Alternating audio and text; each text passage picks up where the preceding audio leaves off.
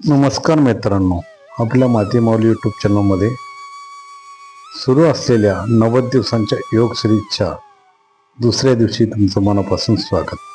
काल आपण सुरुवात केली आणि आज आपण एक महत्त्वाची गोष्ट समजून घेणार आहोत, ती म्हणजे मॉर्निंग वॉकचं महत्त्व. मित्रांनो, वयाच्या 50 नंतर शरीराला अचानक योगासनांचा ताण देणं योग्य नसतं.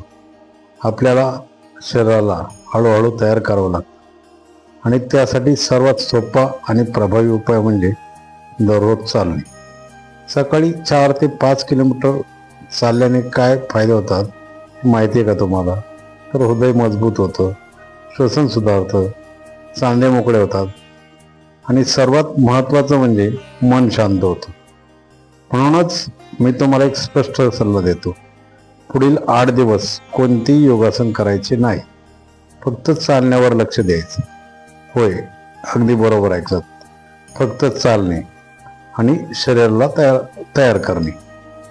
ही 8 दिवसांची तयारी पुढच्या 82 दिवसाच्या योगाच्या प्रवासाला खूप मजबूत बनवेल.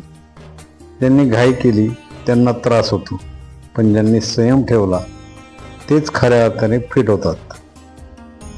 आज मी काही हलकी योगासने दाखवणार आहे, पण ती फक्त बघायची आहेत, अजून करायची नाहीत. आपण योग्य वेळ आल्यावर एकत्र सुरू करू.